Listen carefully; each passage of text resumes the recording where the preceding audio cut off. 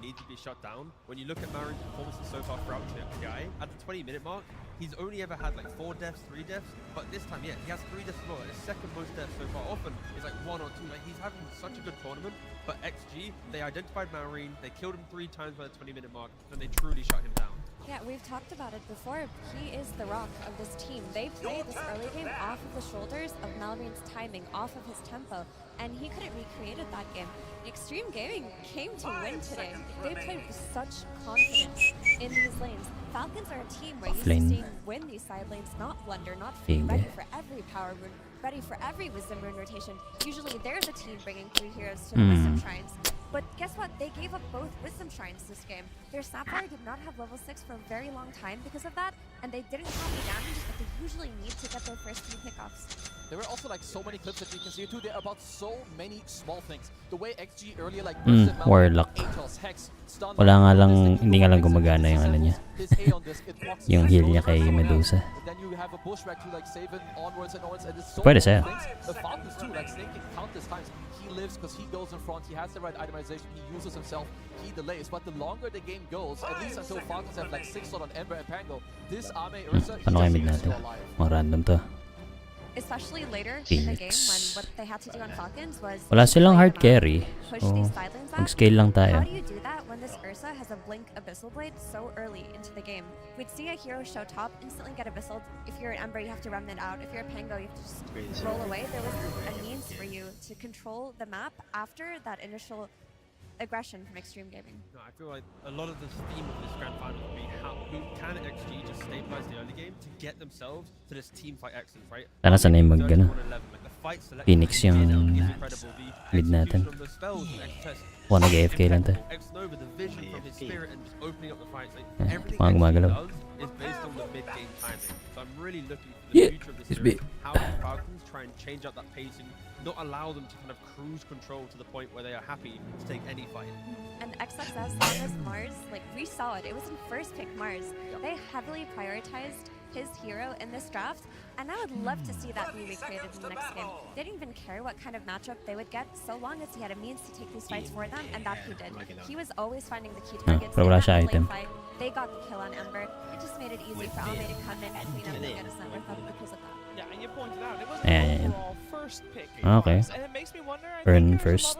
there's been a Not lot bad. of TI finals that have like one hero that this series kind of starts revolving around. Ingat sa hook.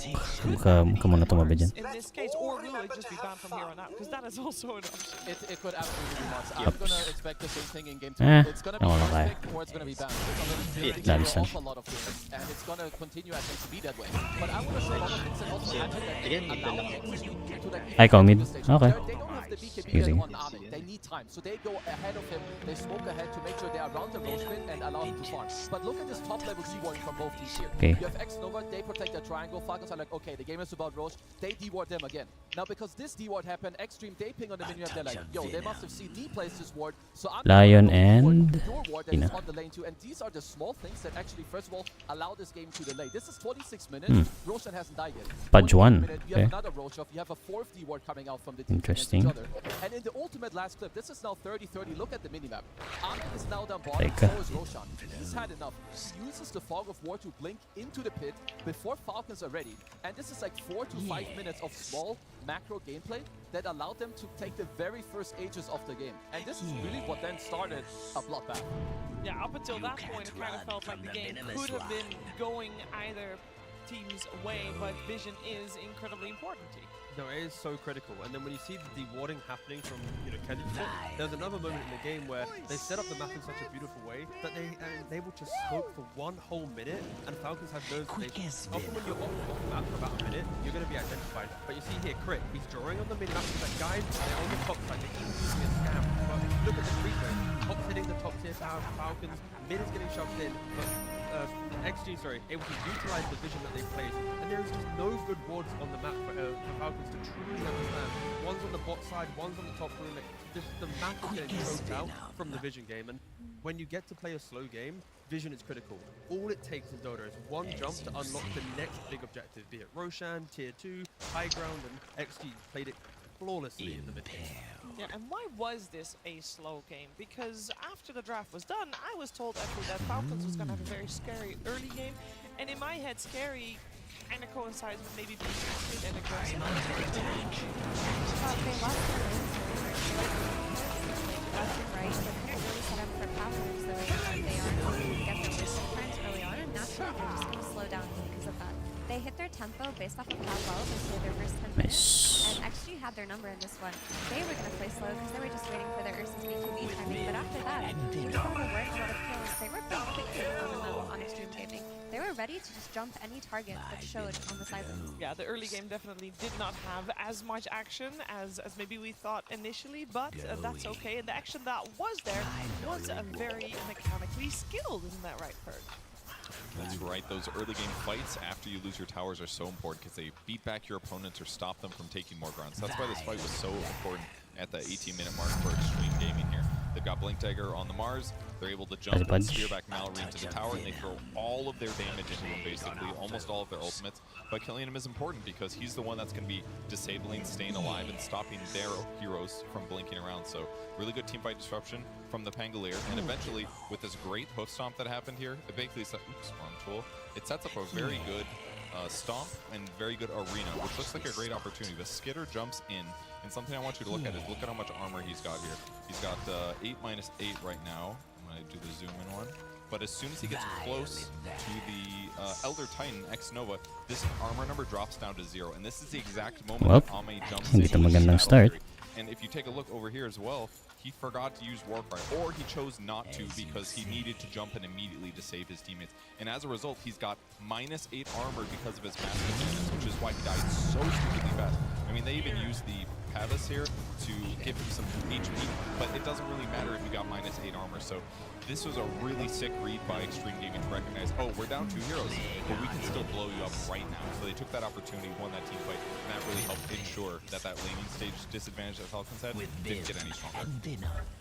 Yeah, very well put there indeed. And of course, both teams are looking forward to seeing what might change in that game number 2. Maybe different pick order, different heroes, definitely as well.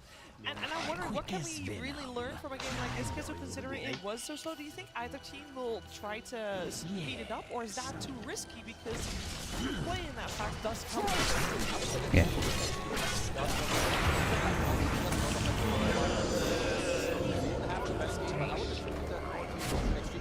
Yeah. They played very well. They didn't get like opportunities of winning, so I wouldn't think all this an off game for Falcons. I just think XG, they brought their A game. I don't think you changed too much when it comes to the draft.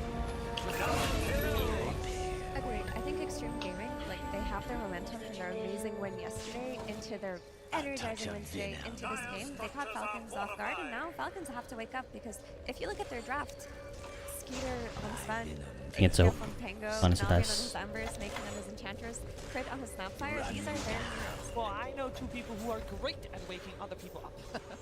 Slacks and Tsunami. Hello, everyone. Yes, yes, indeed. Can we tell the future, my friends? This is the Oracle TI, in case you didn't notice, because you're dumb. Anyway, yes. Will we be able to tell the future here today? In fact, we will. You see, in pubs after the there's a bit of time until the next patch, and typically people will pick whatever they picked at the International, making, you know, pro builds into very, very bad pub builds. So, I have gathered the greatest seers in all of the arena, the random people standing behind me, who will make prophecies upon what we will see in your future disgusting pub games. Let us go and speak to other seers. Hello, what do you think we will see after the International in pub games? I'll probably think of Hoodwink with Helm of Dominator, but just in general, Helm of Dominator, any kind of support. Pulling the lanes, giving us some free tasty last hits on big streams. It's gotta be wonderful. Absolutely disgusting Helm of the Dominator, pause 4s and pause 5. Write it down, Tsunami! Dark times and put it on the sacred slate, please! Slacks. I don't want to do the character. Do the voice, Tsunami! We practiced the voice for 20 minutes! The voice. Oh, see, I shall run down Hoodwink and Helm of the Dominator. Don't do the voice anymore, we'll see after the international. I got a couple of things. Okay. First of all, the runes. I've been following the decoding of the runes. Yes. It'd be like this Azizoth character. Let's not spoil the secret runes, young man. Maybe. Don't look at. I don't know shit. You think they tell me anything? I will tell you right now. For fun. But maybe we might see something. What else? Meta-wise. What? He keeps looking at you, making me uncomfortable. Goodbye, young man. Goodbye. Hello? Hello. Everybody buys two Dominators and uses them. Double Dominator switcheroo. For everybody. Don't write that down. Oh, he's writing it down. Oh, no. Strange people staring. Yes! Helm of the Dominator backpack crash could happen. Anyone else have an idea? Hello? What will we see in the future of Dota? I'm going to see the Bristlebucket Butterfairy in my pub. Oh, no. Gracious. Wala akong ano. Dark times ahead. Bristleback with Battle Fury. Please ban the Bristleback to save yourself. What do you think we'll see? One team will have full Helm of the Dominator, and the other team will have full Midas to counter it. Oh my goodness gracious. I don't think that worked. I don't know what it is. My liege, I missed that one. Say it again, please. No, that doesn't. It's all good. Hello, Anton.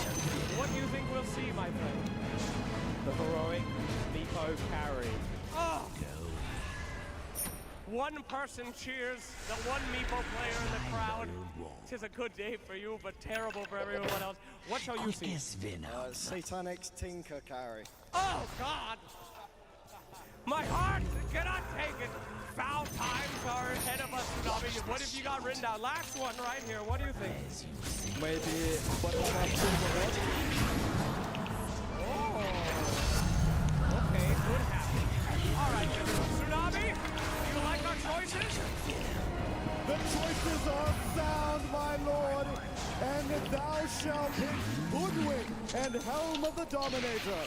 Strange people will stare at you and make you feel uncomfortable. Two Dominators, one in the backpack and one in the inventory. We're going to keep having Brickleback's brief games. That's just business as usual. Yuma Meepo, any love for the Meepo picks that we had during the road? And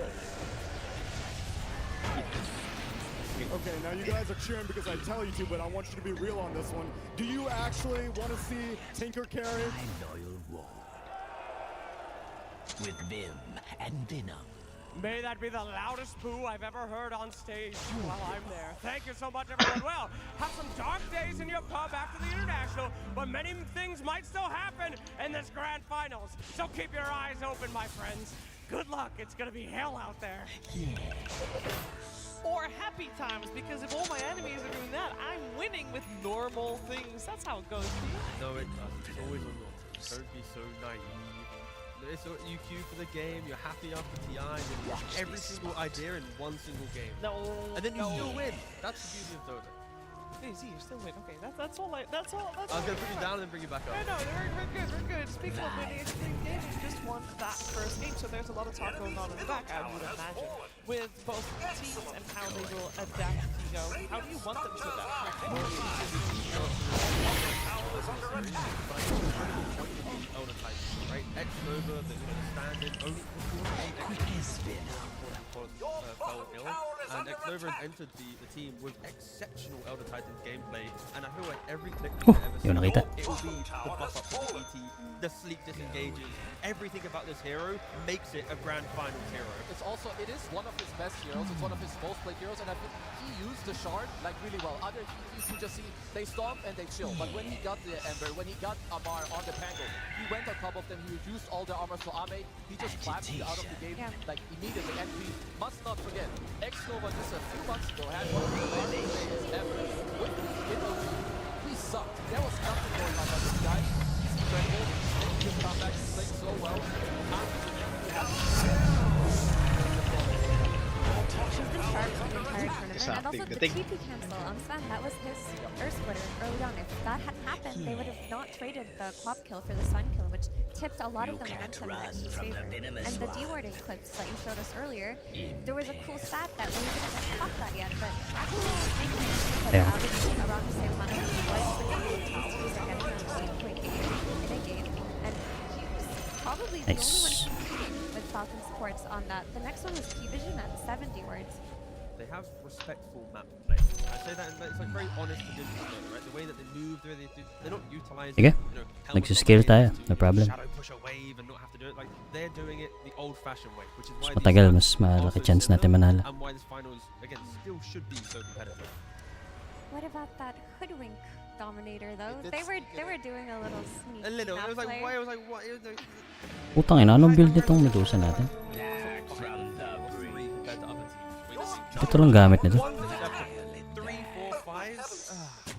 Also, if I'm not mistaken, I believe the last times that Ame played in the grand finals, he ended up losing game 1.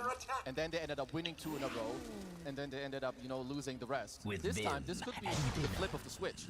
You've got the script that's turned upside down. Pulled the other grand finals that Ame lost. He won the first 2 and then lost the second 2 as well. So he has both iterations already. I mean, at least for, the people that we all love Ame, and there is a reason he is called the Underground King. If you look at his top, placements, it's first at Riyadh, first WePlay, first at so many countless other lands and other majors, but look at his TIs. TI 7, he gets 4th. TI 8, he goes to the grand finals, gets 2nd, 5 games. TI 9, 3rd place, barely misses out. TI 10, he goes to the finals again. 5-game nail biter, loses towards the very end again. TI 11, he gets 5th, 6th. So this could really be the one time where he can do it. He's up 1 game. They're looking so strong. I'm really looking for him to maybe do it this time. I will say it's so impressive to have played 6 internationals, and all 6 of them you finished top 6 with even like 2nd and 3rd being the most common one. That is incredible on its own, let alone being able to come so close to taking that Aegis time and time again. And this time Extreme Gaming definitely on the right track to taking this grand final, but I'm sure Falcons has also done some homework. There was definitely that we saw in the previous game, Valrine having such a rough time, but Extreme Gaming really target him. Are we gonna see Falcons do something with that in the sense to maybe be a little bit more safe, either with more rotations possible or with more a hero that has a win condition on? They often do pick his hero quite early, right? With the Pangolin pick, that was probably going to be the case, but with that Queen of Pain, they had the time. And at that point, the bans, Monkey was banned, Earthshaker banned, Beastmaster banned, like they already had respect for it. So you've got to slot Marine a little bit earlier in the draft, potentially. Well, let's see if they do that, as it is time to head into the 6th game. As you see, Falcons versus Extreme Gaming Grand Finals. Game 2. And we are in the thick of it already. We got Falcons raising Extreme Dire, and the first pick is on the board. Extreme Gaming this time with the pickup on Thank you. They leave the striker is on the board of this particular game, and they answer with Cortex. Not just the Mars teams, but they just put total respect on XXS's heroes. They take out his Shaker, they take out his Centaur. They didn't want any of his shenanigans. A lot of the big Marine heroes that we represent are already banned or picked. Yeah, like have the time to get My take on Falcon is that the Ember would have looked better if the supports had a better game. Because Ember is a hero that needs to play the support. Naman ang It's not playing at level 6 for a very long time, and they were feeding on these side lanes. Typically with Falcons, Stay and Crit will rotate so early and play with Mallory. This just didn't happen, so the Ember looked bad. He also looked a little uncomfortable, to be fair, like slight change. Some of them he was missing in the mid-river when he got ganked by the Hoodwink. Other Ember players would have been able to jump out. He wasn't. Like, he hasn't played it that many times in his career. He did play it once already at the International, it looked really dominant, but compared to his other heroes, it just didn't look to be in the same league. I like that Falcons don't shy away from the Eng, right? The snaking Eng looked phenomenal in the entire tournament. It looked good last game too. So just because you lose once of it, don't go away from it. You're up against the Beastmaster, but at the same time, XG, they've banned out the two best heroes in my mind that Falcons would like to play against the Beastmaster. You've got the Gyro, you've got the Weaver. Because Skeeter, unlike other game players, he cares a lot about having, like, his game is like important to him, but it's more important that he slows you down. So they're gonna have to look for a replacement that links well with Eng to slow down the Beastmaster themselves. And it does give permission to XG to buy one Dominator. One Eng with one Dominator, that's fair, it's honest Dota 2. I mean, you know it was going to happen anyway with the Beastmaster. But Ent is one of the old school lane counters as well. Sure, you cannot enchant the Dominator, but you just take a 4 on lane and you stick it to Beastmaster. Falcons have a lot more tempo in this game, right? The way that ATF plays back, he's throwing himself into early fights very quickly, and we've already said it many times, pacing is what beats XG. And with the first pick of Falcons, it's 5 games, 100 win rate,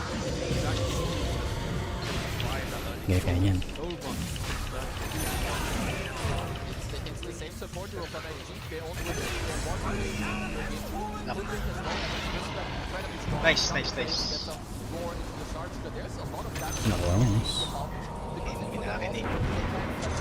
It is, I would say, Amar plays it probably the best out of the players they have, but it would be a nice piece before you take the lanes and Eng together. Mao, Ring, Primal Beast. If you want to create some chaos in the game, throw in the Primal, throw in the Bristleback, run through XP. Don't give them time to think about the early game because Falcons, they want to fight this time around.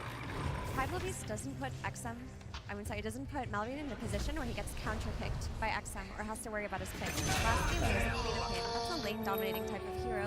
He had to go for the Ember. Primal Beast on Malrine, he doesn't even have to lane. He just cuts the waves, drags them behind towers, will pull them into waves, and always make sure he has his farm regardless of whatever pick will come out on 18 here for XG. And the Ringmaster, right? We saw Crit play this before. When there's a single target jump and that big pickoff, having Escape Pact is critical. So with the Hoodwink and the Beastmaster in play, wanting to go for that explosive damage, I don't mind it at all. The cool thing about Ringmaster is that it forces your pick that you maybe wanted to do something different to have to be a hero that builds Nullifier. If they were looking at a different style of carry for Ami, like another repeat of that Ursa, they can't do that comfortably because Ursa doesn't slot a Nullifier cool early enough. Always the way when there's not a lot of lockdowns and pucks in the pool, XM's going to want to pick it up. It's just great against the backline, but you're going to show them to each other. In ET always, you want not just the physical damage, you want the backline. And so much has to happen.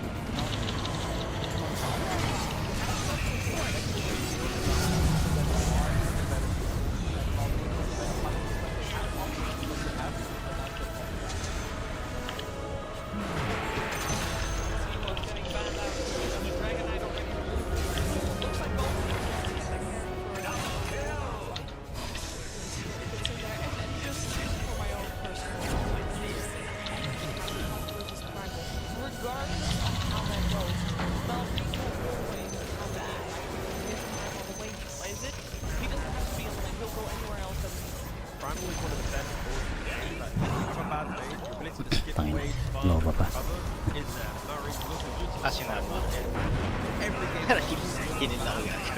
Okay. When you look at Primal Beast and what makes him effective in an early game, it's the question of how successful will he be when he's off the map, when he rotates to the side lanes, when they don't see where he is, how afraid will they be? And if you have one Hoodwink on a side lane and an ET on another, you can't really stop this Primal Beast from early rotations, from charging in and trampling over you. They don't have the lockdown to do so against him. Kind of like potentially Lifestealer, right, for XG. Sure, there's a Primal Beast to grab you, but you can buy Radiance, disassemble it later for the Nullifier. It gives you ways to eat through the Bristleback through the game. You don't really care about Eng. Like, the game kind of secures the scaling for your team. I'm also kind of looking like, is there something else you have to respect from Falcons? Like if they do go May slot gawi. Pre-tambilan na ano. Diyan. Really respect because Ame is also a very versatile player. He can play any type of carry. He has the ET5 in his own lane to like kind of protect him and like also make it easy.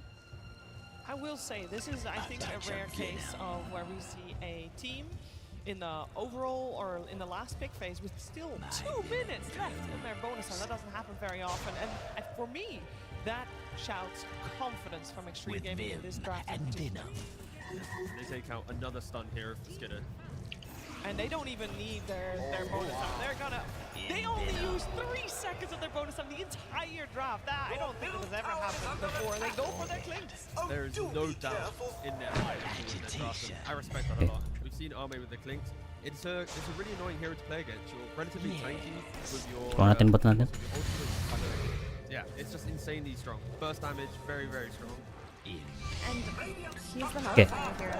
Prince You know. of Light, so technically it's so important to play against Springmaster. It's not the easiest time to find some type of stun or lockdown. Sure, you have like Bristol and Final, they are well, but it's very loose and fucked as well. And the best grab, I like what they do is grab from Final. Yep. So I'm not sure the lockdown. Kunin mo sa courier mo. Hindi ko kita. Eh, kita mo. On the way na. Those do happen as well. There's also Grace's Ford. Let's see if they get a Baron it is. For Falcons though, they have to make sure that when they make a move, it's a move that is their own kind of identity. It cannot be fixing an XG problem where they're skipping away, playing behind you, because like Kez already mentioned, the elusiveness of Klinks, Puck, and Hoodwink will just pick apart any 5-man ball that wants to walk down the lane. I think normally when you play against heroes that as the game progresses become very problematic, like Puck, because you lack disable, a 5-man ball can be very effective, especially if you win your lane. You just make it so that they don't have a net worth advantage you Di end tayo the na game before they're too strong.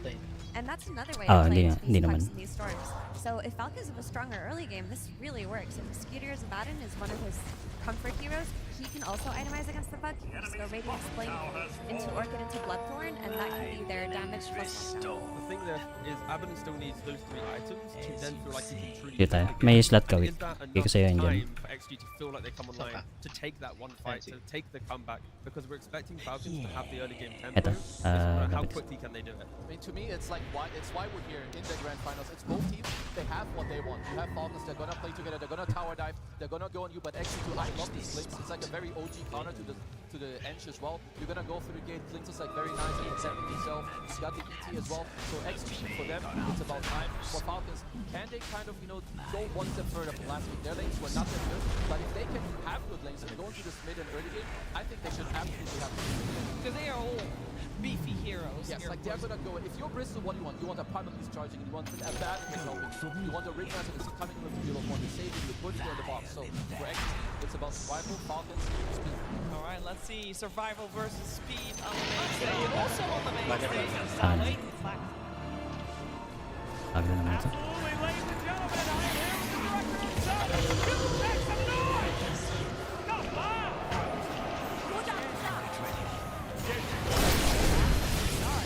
Let's talk a little bit about things from the lower bracket in the upper. I could make a wash your face real quick, and that's in the third, but I would not do that right now. Can you tell me, how are you keeping the energy up? How are you keeping these guys fighting? 在 TI 历史中，败者组打上来的队伍会打比较多场，他绝对没有想说洗把脸的这个梗。但是想问一下你，这个是如何保持集中力还有体力的呢？那还是洗把脸吧。 Let's just watch your face. All right, you picked that Klinks in less than 3 seconds. You know, you have reserve time. You don't have to go that fast. But you guys are confident. Ready, locked in. Who is making that call? 你们选了生命设施普攻3秒就选了，犹豫都没有犹豫的，是谁的决定呢？其实很早的时候就觉得这把普攻特别好发挥，然后这没意思。大家都相见。 So very early on in the draft, we believe this is really good, and we believe in Ame. Oh, who doesn't, right? Anybody else believe in Ame? All right. Last question for you here today. So you guys favor that Elder Titan. Only one other team did in this tournament. It was Paravision. So superior Elder Titan. Why does this rule work for you guys? 我们看你们选了上古巨神大联蛮多次的。然后本次比赛当中，只有另外一支队伍 PV 选了大牛。你们已经证明自己是更好使用大牛的队伍，你觉得为什么你们的队伍会比较成功呢？使用这个英雄？一个是选手玩的比较好，我觉得 X 的话的大牛玩的不错，还有感觉对面根本针对不了我。Well, one thing is that the player plays it really well. X-Nova's Elder Titan is amazing, and they just have no way to counter us. All right, well, we'll see about that. Thank you so much, my friend, for an excellent interview. Thank you as well to our translator. And we'll quote it. Welcome everybody to game number 2 between Extreme Gaming and Falcons. We heard the words from the director himself talking about X-Nova and that Elder Titan. Now you pointed to this hero. You said he was going to be one of the heroes of the tournament. As time goes on, people are going to remember that this hero is a beast in the late game. You agree with his assessment that X-Nova's Elder Titan is just a tier above the rest? Oh, absolutely. Pero patay nung bench. Players on this hero. He has been playing it for years and years. He has a lot of experience on it. And you need that experience because this hero is all about hitting that stun or earth splitter at the exact right moment in the fight. If you mess it up, you're not contributing a whole lot. This is a really nice tool XG has brought out in this series. And one Falcons are going to have to address. They're trying to address it through the laning phase, giving him bad lane matchups, giving him supports that are difficult to interact with. Also mid laners that are really mobile. Sometimes CT can suffer with direct lockdown compared to a lot of other hard stunning supports. That game 1 though, it did not push through, and we saw some big plays coming out from X-Nova, especially with this Hoodwink ET duo. They get it again here in the game 2. Falcons did not deny this combination, so you're going to have that insane spell amp, and you have this puck to play off of it. A lot of long-range artillery coming out from this XG lineup. It really does go to show. Artillery coming out from this XG lineup. Step up. Of course, he's got a history of synergy with Ame, and there's no doubt about it that he is a top-tier TI caliber player. But it is amazing that Extreme Gaming have managed to fit him into the lineup so effortlessly. It's up to Falcons to fight back. Down a game, not out of it yet. They want a strong laning phase here. As Ngayon, try mo to. A lot of fast-paced heroes in this Falcons lineup. A lineup that could absolutely just end this game going higher at that 25-30 minute mark. Particularly with this Abaddon pick for Skeeter. I think they had a couple options in that last slot. Ame into trouble. Falcons, are they going to claim first blood this time? The Quill, not enough, and X-Nova gets the kill on Crit first. You're happy with the trade-off of support for core, but Falcons just get single digits away from first blood. Mar would have liked that 100 bonus gold there. Won't get it in time, but still happy with the laning prowess that they're asserting. This is looking like a triple lane win for Falcons, exactly what they want with these Enchantress-oriented lineups. And that's quite a turn from game 1, where we saw very early on, it was Extreme getting the CS advantage in the first couple minutes. I think a lot of that was that Mars. Like that first pick Mars, I think caught him off guard a little. It set the pace straight out of the gate. XXS had a very fast start on that hero. He was just so far ahead out of that lane phase. The Beast is going to be a little slower here, especially into the Enchantress. Not a fun lane. You can't abuse the boards as strongly. You have to go the Axis build. Abaddon can shield it off. Not a fun lane for this Beast to fight into. And this Bristle can be annoying for the Clinks. It's one of the few melee heroes that can cause you problems because he can chase you down. He can build the stacks up. And Clinks, his tankiness comes online later in the lane, not on those super early levels. Oh, that damage is building up. X-Nova. He's just going to work right now. Crit gives him the tonic, but it's not enough. Amar still falls. They both get dangerously low. Ame ends up going down in the end. If this dagger lands, might go back in. And X-Nova, he's now going to challenge him. Crit, he's got another dagger coming up, but he still has that whip. X-Nova can challenge him, especially with the healing salve going. This is going to be a decent amount of missed CS. X-Nova shows Crit on the chase. It's a big mana from XG on this lane. You go all in with that ET, you're committed. You got to get something out of that. That was very close with the Quill stacks building up. XG strike back. Put Ame back in a solid position. Finishes the full Falcon Blade. Malrine doing his usual Primal Beast shenanigans here. Yes, that is what you can expect from a Primal Beast pickup for Falcons. It almost doesn't matter what the matchup is, just because he can always cut the lanes. Let's cut between the mid-tier 2 and farm up neutrals at the same time. It's interesting, they put this deep dire jungle ward, almost expecting these primal rotations through that jungle. Right. I don't think it's a move Malrine would have committed to, but just getting vision on him helps you play the map a little bit better. Expecting the shenanigans, perhaps. Malrine, as a result, is up in both CS and experience, so he might get to that level 6 first. We'll see what commences if Falcons try and make a play off of him into the mid lane, or if we're going to see Malrine make the rotation. I think you make the rotation this game. I think that's why you pick Primal. You can rotate these side lanes super successfully. You can just keep pulling waves. You can be off map for a long time. That move can be difficult to read. And you have some pretty decent side lanes to kill. Going in on this Clinkz, going in on the Beastmaster, building momentum for your two side laners could be really nice in this style of game. That was the first thing I thought when I saw a Clinkz pickup into the Primal Beast. I was like, okay, that is a bold move, because this Primal Beast is probably going to be trying to hunt down this Clinkz non-stop in the first 20-30 minutes. It's a great target for Malrine. If you can connect once or twice, it's going to feel great here. Not a lot of defensive options for Ame if he just gets trampled on. Be a whole lot easier if they could get a power rune, in particular something like an Arcane or Haste rune. Malrine. Will it spawn top for Malrine, or will it go bottom for XM? It's an Invis rune for Malrine, so Malrine does get it, but not the biggest power rune in the world in this game. I was hoping for something more aggressive there, but he'll take it. And he's having a way better start here than he did in that game 1. And I think he's on a hero that can just impact the fight a lot more directly. We don't see Ember for a reason, and I think it was odd that Falcons ended up in a position where they were last picking Malrine's hero. Very rare for them in this tournament. If you go back and look at all the games, right, they have been just jamming his hero early. A lot of these mid-melee brawlers. So having this setup probably feels a lot more comfortable for them. They're able to draft accordingly. Lane pressure building up on the safe lane with the Enchantress. As Xnova trying to threaten that Shrine steal, but I think it's way too difficult to man up here. I like that. He pulls the hard camp too early, so it'll be difficult for Crit to be able to re-pull it at the right time for another stack. This bottom lane, though, is being pressured heavily. They're just going to run over Xingqiu and set up for Ay na naka-envy. Biglang sumulpot yung Higante. Perfect move from Malrine. At the exact point in this game, you want that mid to get over there. Set that kill up. Double Wisdom Shrine. Do to XG what they did to you last game, with Ame taking it away.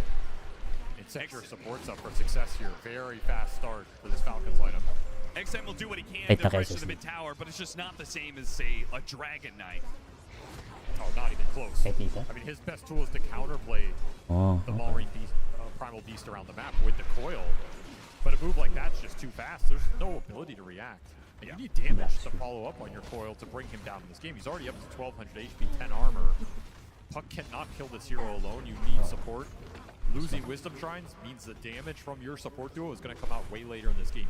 No Earth Splitter, no Sharpshooter for a long time. More space, more time for Malrine to just rampage around the map. This is going to be a free tower last hit. Secured. Illusion rune for XM, so we're getting a lot of the lesser power runes out of here. Which means it's going to be a whole lot more important to get that 10 and 12 minute one for either side.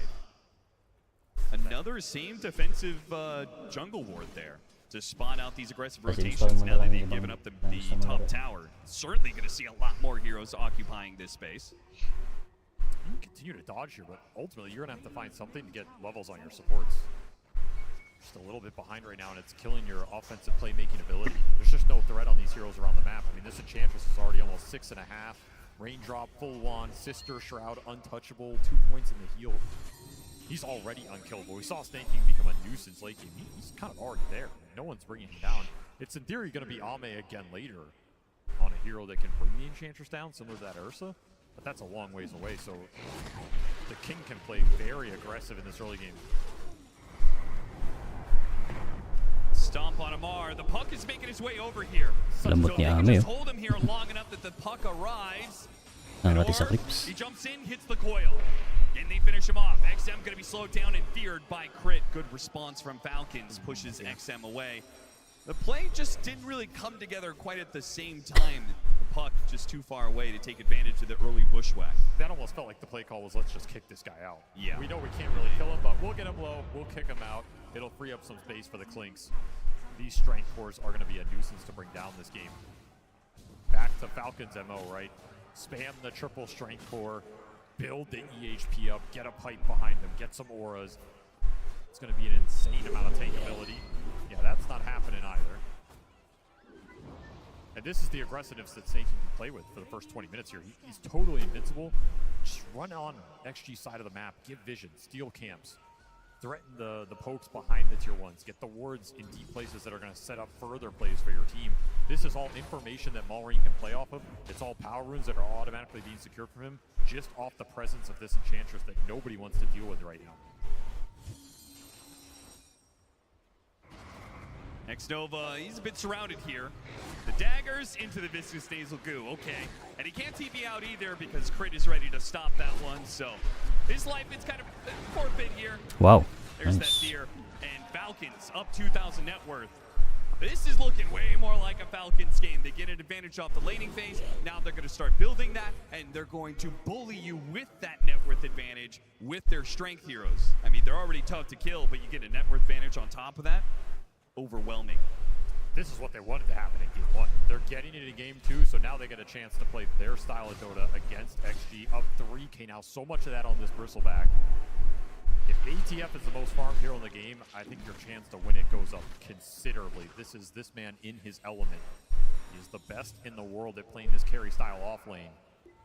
He is in prime position to do just that. Going first item, Lotus, going to be a little early tank ability and utility here.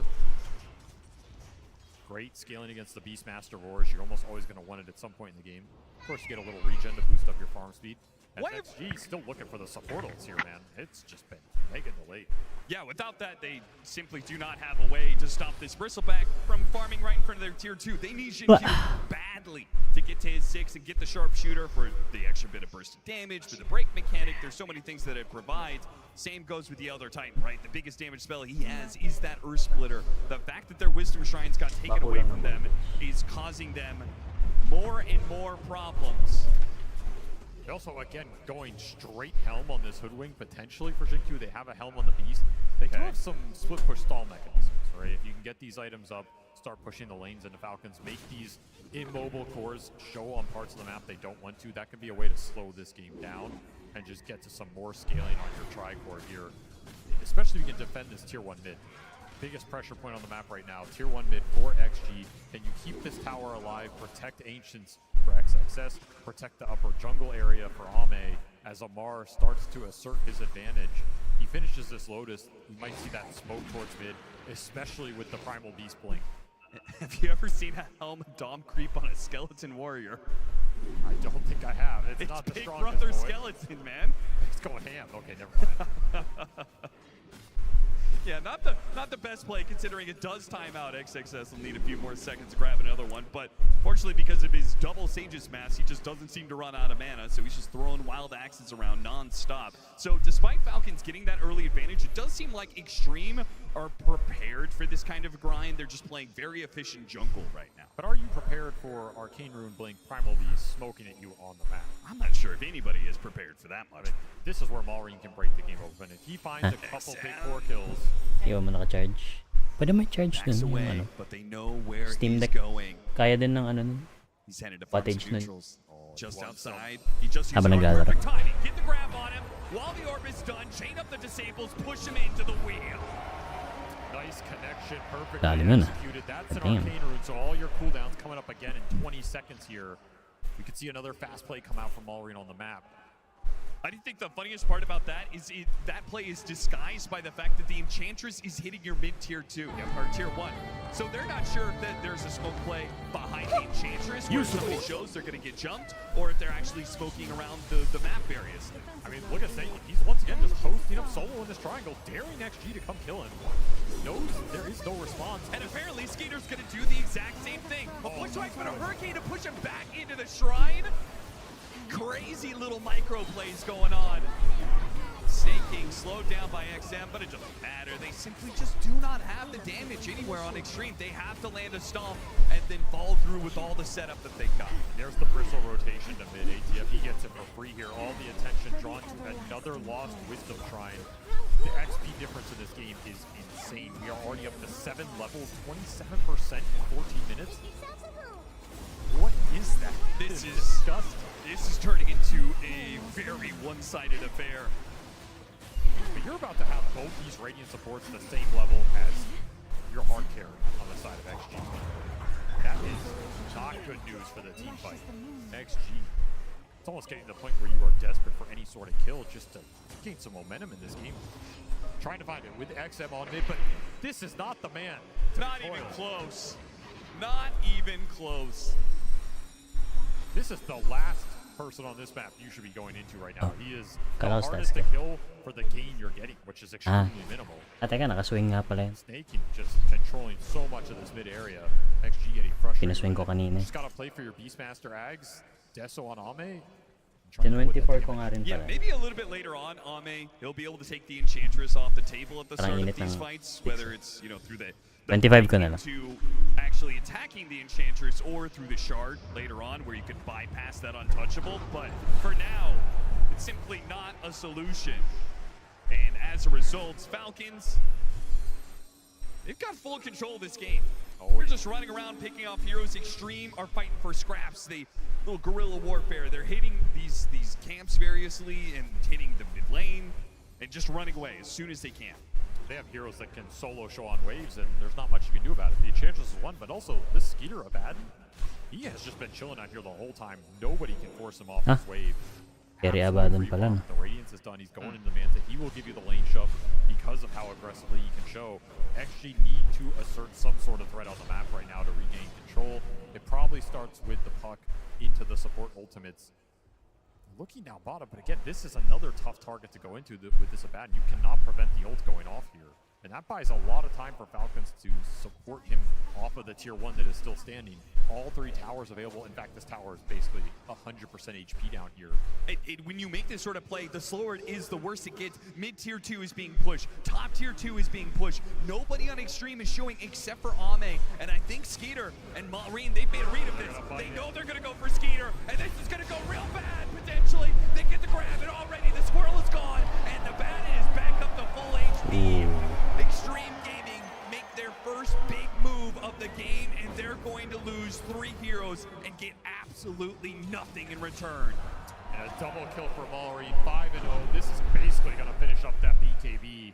This has been clinical control of the map from Falcons. This Kulang is sila what sa they're known for. breaks. This is their style of Dota.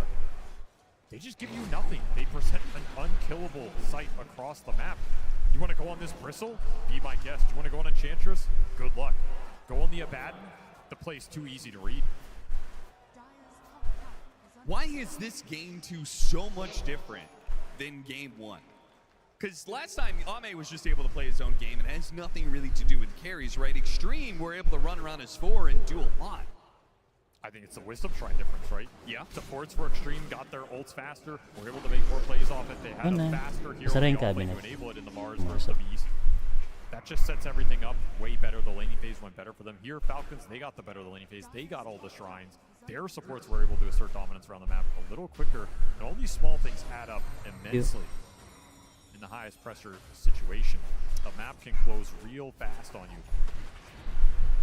It feels kind of weird because we have seen this trend where these games are going so late. Teams are adjusting and trying to make sure that they have scale in their squad. But it seems like this matchup, it's going to be both about scale and laning phase. You can't ignore it. And it's a trap. Like, you want to play for the scale because that's what's going to make you feel comfortable, especially in a grand final. But you risk getting run over. You are going to sacrifice some of your laning. You're going to sacrifice some of your ability to fight back around these tier 1s. And Falcons are not a team that's afraid of taking advantage of that. Oh yeah, they're just gonna do Roshan right in front of your face. And Extreme, no response. I don't think there is, yeah. I think that the most you have is the Spirit going in, slowing him down every once in a while, and every single time he does, it comes at a risk. He might get found by Maureen at some point. Items are just way too fast here. I mean, BKB done on Primal Crimson for ATF on this Bristle. That is a debilitating item for Ame this early in the game. Yeah, you have the Deso to kind of punch through with some minus armor, but this Clinks is not dealing big DPS like an Ursa or a Sven. He needs more right clicks to get the job done, and this Crimson is just going to completely take you out of the fight. Yep.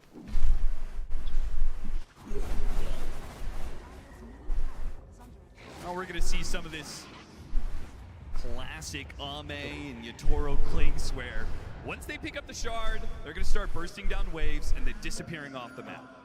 So it will start to become harder and harder for Falcons to maintain control, to keep Extreme locked on their side of the map, to keep them down in net worth.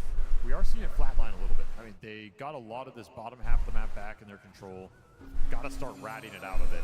No way you can take a head-on fight right now. Xnova looking to steal this. He's set up here with a ward. I don't even know how he would do that with Elder Titan of all heroes. I mean, we got to pause right as the Spirit hits. If I'm crit, I'm like, yo, where the hell is the Spirit coming from right now? Yeah. Maybe they just don't care. That's a nice little shard for the Ringmaster.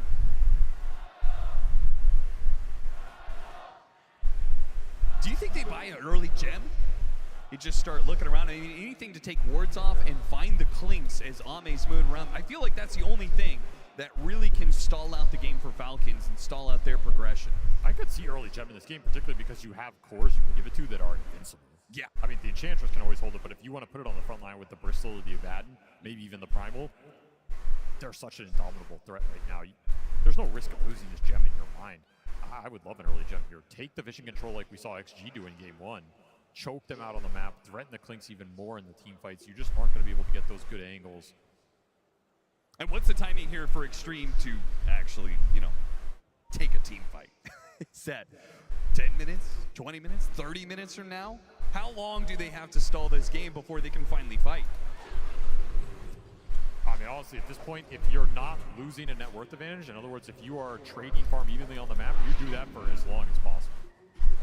Okay. Like, I don't think there is a clear point. It's just we need to stall this game, use the DOMs, get to a point where we can start to threaten cores in this game, because that's your biggest problem. And that's going to require a lot of damage. We didn't do much to interrupt the Tormentor, but he did leave Falcons on a little merry chase. And then after that, his ward spotted out this smoke. So they go through the gate, they try and chase after these heroes, but Extreme are all vacating the area. They're not going to be caught in this. Well, maybe their Helmet Dom creep will. But even Jin-Q, yep, breaking more smokes, playing underneath the Watcher. Very smart. You cannot lose Double Shrine again in this game. Ame needs to get this one. Okay, maybe that was sticking around for too long there. He already broke the smoke, but Jin-Q, cheeky as always, was trying to play inside the trees. Does get found. That is the advantage of the Primal Beast. He can cut through these trees anytime he wants to. Very nice hero to find these rats around the map. Even scaring XM off this mid. Just so hard to get the lane control. This will pick up though. I mean, you have an incredible lineup to split the lanes up right. Between the Puck and the Clinks, very elusive, very hard to catch here. Even Hoodwink can contribute a little bit, especially if he goes the Helmet Dom build. There's some decent hope if you're XG to just stall this game out and not let that lead build.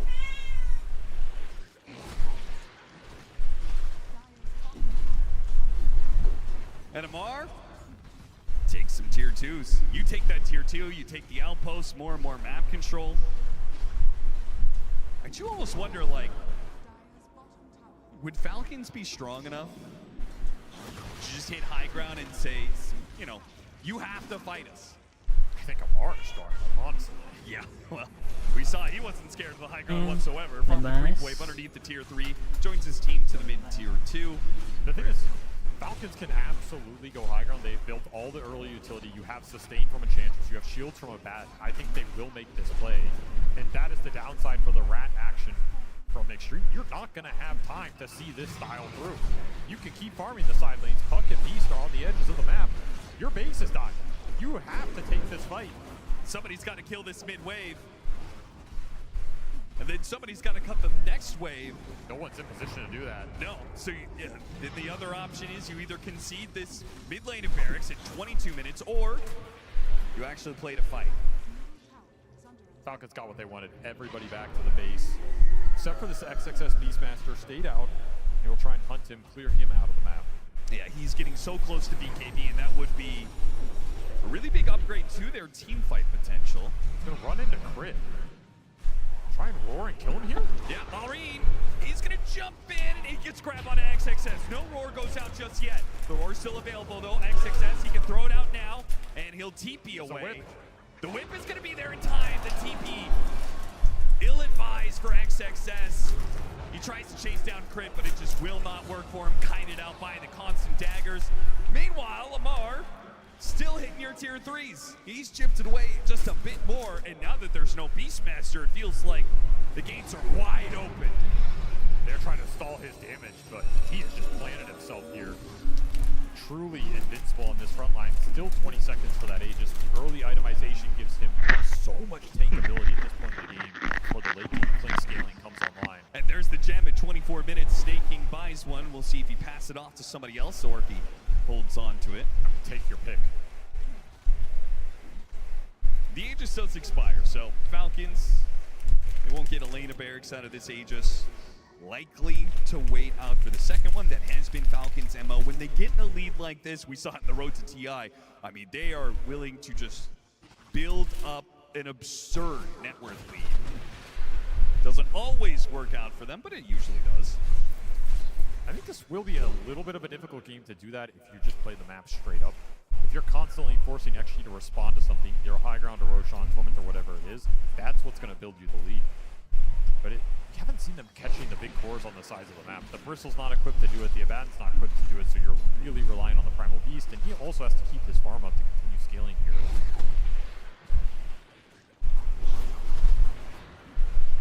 It's just very difficult to catch the puck and the Clinks out on the sides. We get to BKB on the Beastmaster. We get to Nullifier. That's going to be the item choice for Ame. The panel brought this item up as a crucial item in a matchup against some of these Falcons heroes. Does that change the narrative a little bit? You remove the escape act presence, you remove a lot of the buffs that are going out on these heroes. It does let you more confidently single target focus a hero down with Nullifier plus Primal or connecting on somebody. I mean, you stop the save, but can you threaten the hero in the first place is my question, I guess. That was actually close. I mean, if you can't threaten him, then the team fight's just out the window anyway, right? So you have to believe you have enough single target DPS, and this will set you up to convert that single target DPS into a guaranteed kill. I think it is the correct idea here. There's always going back to Xnova here on the ET as well, right? Like, if you need damage, this is the hero that can give it to you. Yes. Now, BKBs can be annoying. It's blocking out a lot of your aura. You know, you're going to have to get through the Abaddon life. You're not probably going on the Enchantress. But some of these other heroes, you throw that Earth Splitter and you amp them up. You get on top of them with everybody. Sharpshooter through, break the Bristle. Interactions like this, you can bring a target down in this game and open up that fight. Refresher already done on Malrine. He loves this rush Refresher build. Yeah. A bit tight on the mana, but if you're getting every power rune, got a couple Arcane Boots behind you, it absolutely can work in the fight.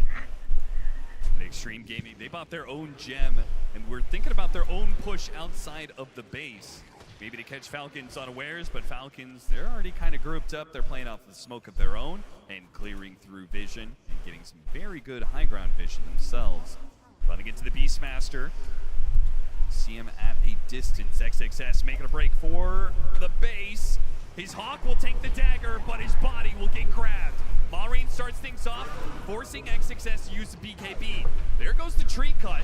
That's going to be a constant annoyance. Not only is the Hoodwink going to be hunted down inside of the trees, but this trample cuts trees down, so we can't really rely on the Acorn shot to plant a tree and play off of that Bushwhack.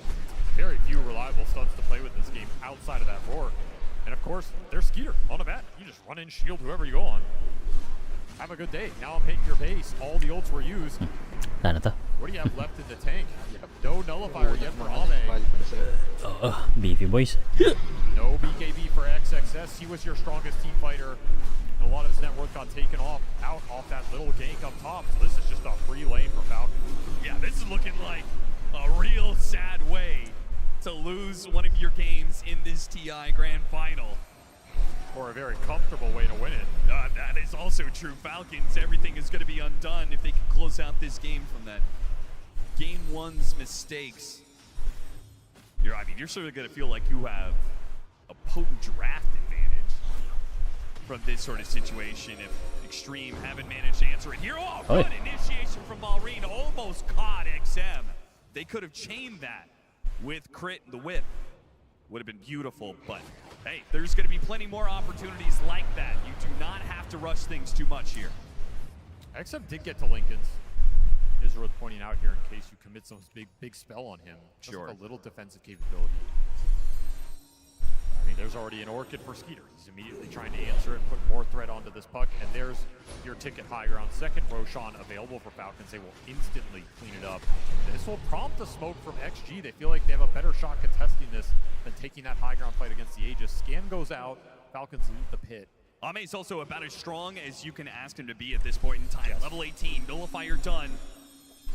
If they can't make it work now, then you may just have to accept that this is a GG call. Both teams aware of the positioning. That's not the guy you want. They try and go for the Nullifier, but the grab, no, the roar. It's gonna stop it. Ame gets a bit of distance, and the Earth Splitter does good damage. Malrine kind of has to retreat here. As tanky as he is, he backs away. Now chasing after the Hoodwink, doesn't get that either. And they got the ultimate out of the Skeeter Abaddon. This is going pretty well for Extreme. And now with the break, they go after the Abaddon. Escape back to help protect him. No Nullifier back up for Extreme just yet. Malrine with the refresh though, goes back in with a BKB and a second round. No roar to protect him this time. And Skeeter on top of him. What a bushwhack, but Ame simply cannot output the damage. These heroes of Falcons, they are just too big and too bad. That felt like a fight where XG executed it absolutely to the limit. You couldn't ask for more. They popped so much early, and they will end up losing basically everybody. Just too much sustain, too much tankiness in this lineup. They are too far ahead off the lanes, and that is likely going to secure Falcons' game to win. And if it does, in your XG, you're going to have to make some big adjustments going into game 3, because this was the kind of pace and laning phase you were trying to avoid in this series. This is one of your weaknesses this tournament. You cannot give this team this kind of start. They just completely run away with it. Relatively low death timers because they're just so early into the game. It's only 30 minutes in, and Falcons are threatening a second lane of barracks. 14 seconds seems a bit too long to protect this one. Extreme will have to hold out on that third lane, protect against Megas, but Falcons, they can take this, they can back out. Roshan is open for the taking now. You also just finished up pipe on Enchantress, limiting that ET presence, limiting that Hoodwink magical burst damage. Yeah, this is looking like just disgusting Falcon setup that made them so dominant in the previous year's regular season. Just max the early EHP across the board. Damage test your enemies. And if they fail, the game just ends. A scan reads what's coming from Extreme. A desperate 5-man smoke to get to the pit in time. But Falcons, ever patient, will back away from the Roshan pit and force Extreme into this uncomfortable position where they watch as the mid lane and the bottom lane push into their base. They want to contest Roshan, but how long can they just hold this position to do so? They cannot hold it forever. Meanwhile, Falcons, they will sit on this hill until something happens. They are in no rush right now. They know they have the significant 5-on-5 advantage. They have the auras in this early game. They have the tanky frontliners that XG have to jump. Just put ATF on the front line and dare XG to jump him. Extreme definitely going to be put to the test of that bend don't break style. Practically doubled over. Oh, Ame, he wanted that Skeeter's just going to go for it. He plays right to the middle of them. And Ame's just got to keep on running. XM hoping to protect him here. Now there is the roar stomping out Malrine. Maaray sa Enchantress. He's running away from a 5 position. Who gets saved by the escape back plus the Aphotic Shield. They've got so many things to bail each other out. As many spells as Extreme can land, as many hits as Ame can do, it just doesn't even make a dent in the Falcons' armor. Too much sustain. Way too much sustain for this lineup to punch through this early into the game. I'm sure they dealt like 6, 7, 8k damage there. And what did you threaten? Half the Enchantress' HP pool? The sad part is it's just getting worse and worse. They might be dealing more damage, but they're dealing a less when it comes to the percentage of Falcons' HP pools. It just looks like they are tankier than ever. Sages could be a killing blow in this game. Ame, he picked up a Crystallis, but I mean, it feels like you need a Daedalus and another item to even come close, but need a Divine Rapier at this point. Yeah. He's cutting waves best he can. Amar playing totally isolated because he can, because even if they could kill him once, he's the one with the Aegis, and by the time they threaten him a second time, feels like his team will probably be able to make the move to support him. I mean, I love they gave him Aegis here twice, right? Just let him go ham on the front line. He has this scene read. He's going to deal a crap ton of physical damage. He can threaten the tower, and then all you have to do is worry about shielding the Primal Beast if he gets jumped. And that's it, right? There is no threat to the lineup other than that. Yeah, you don't have to put the Abaddon on the front lines and play that weird game where it's like, oh, they got borrowed time out of us, now we have to reset a little bit. Nah, just let the Bristleback do his thing, huh? There's Enchantress passing a core. I feel like we would see it at some point in this series with how well Snake King plays the hero. Quite sad for XXS, who has had a wonderful tournament, but this is a rough game for Extreme Gaming as a whole, and that final push is going to be coming their way. 3.5 minutes to take one lane of barracks. Falcons. This looks free. I mean, how does Extreme, can you even come up with a scenario where they actually win this team fight? Yeah, 5-man coil, 5-man bushwhack, land an ET stomp on top, Earth Splitter goes through, you amp it up on everybody. ATF disconnects. It's definitely doable here. Okay. Excellent. Well, if the Elder Titan isn't alive, now what do you give the chances of that happening? A lot lower. He does have buyback, and that is certainly what Extreme are going to have to play off of. Lots of buybacks, as many as they can get. The Beastmaster and the Hoodwink with the other two to have it. Malrine just trying to make Extreme Gaming flinch at this point. There's the banner drop. Does get whittled down quite a bit, actually. XM is trying. Whittling it down won't cut it, though. Extreme, they're going to need to do a whole lot more because the damage that Amar is doing right now, it's about to become permanent. You can't handle Megas this early into the game. No shot. You have to take the fight here. Have to find some sort of crazy jump. Trying to wear him down. Shin-Q finally does take away that banner, but who cares about the creeps? Amar, he is more than enough. He doesn't need creeps behind him. The buildings are almost gone, and Extreme have yet to make a move. They're just going to concede this to Megas. There's no move to make. There is no target to jump. You see a Bristle with Aegis, you see an Enchantress you can't kill, and there's an Abaddon sitting behind everybody. The move just does not exist in this game. And I feel like it's almost insulting. Amar's just gone back for a 36-minute blade mail. Why not? That's it. I don't know. I mean, is there even any damage going into him to reflect at this point? I guess he's saying at some point in time, this Ame Clinks will have to try and all in him. And if he does, he'll have the blade mail to respond. I think you just get the Shivas up on Malrine here and go for that game-ending push. You're not going to need anything past that. What do you even talk about if you're Extreme? You're sure you're holding on to the game, but you all know that you've lost it. You're just talking about plans for the next one? Oh yeah, absolutely. Adjustments, what went wrong here. Gotta plan something out to deal with these heroes, right? And it was going to be an issue in this series. Like, the tempo Falcons can set the laning phase they have is a lot stronger than what XG have shown. They get the upper hand. It's scary. You can rat it out. You can stall that game. We've seen XG do a tremendous job at coming back from these situations. This game is just impenetrable. The Aegis Bristleback is already here, and the Shiva's Primal Beast is now behind him. So 40 seconds. All right, to get Extreme to respond. Here comes that all-in attempt onto the Aegis hero. Can't even kill him the once. Maybe with a stomp.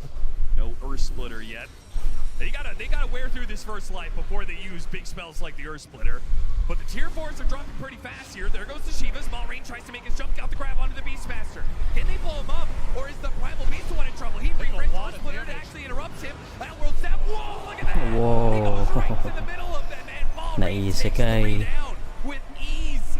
Falcons go into the Extreme Gaming base. And Extreme, they fight out to pretty much the okay, 1-1. Nice.